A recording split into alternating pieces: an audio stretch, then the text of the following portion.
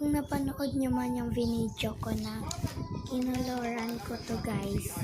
So may isa pa po ako. So ito siya. Kaso lang po, hindi yan. Sa likod niya po. At bago ko rin po kulayan to. So, siguraduhin nakasubscribe kayo and like. Okay? Okay. At ang gagamitin ko nga po ulit na color ko is yung marker ko. So yan. Ayan siya guys. Ayan. Ayan. May kopyahan siya guys. Ayan. Ayan. Ayan na siya guys. So, uumpisahan na natin siya. So, basta subscribe and like kayo. Ayan. So, unahin natin yung orange. Ito siya. Ayan. Okay. Ito siya.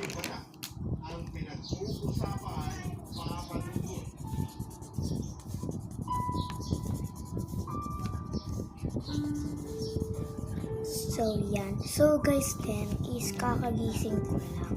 And, kumain na rin ako. So, may mga tulog-tulog na rin na. May tulog pa rin sa amin.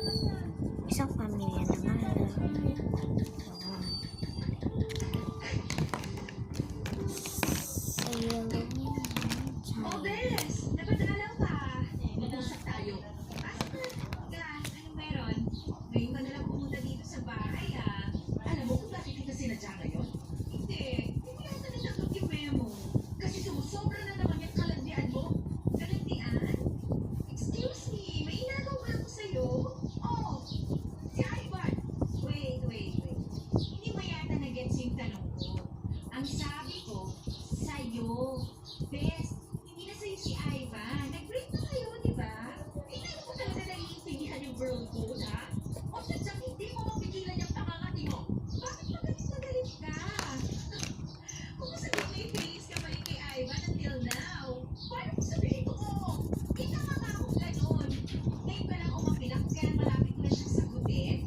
Sana kinukuratan mo na ako agad nung nasa talking stage pa lang kami.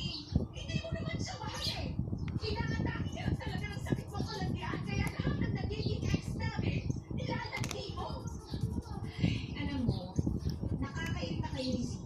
Pareho kayo ng mga linyahan eh. Wala namang iba. Paulit-ulit na lang kayo sa kalandian issues niyo sa akin. Kilala niyo naman ako noon pa. Tapos ngayon, Coming for part 2 nagulat sa mga po. ginagawa ko. Hanggang part 3 po ata po. Ewan ko siya guys. Yun na nga yung masaklap ko. So, yun guys. Ito pa lang ako client ko. Kulang pa siya guys. Subscribe kayo.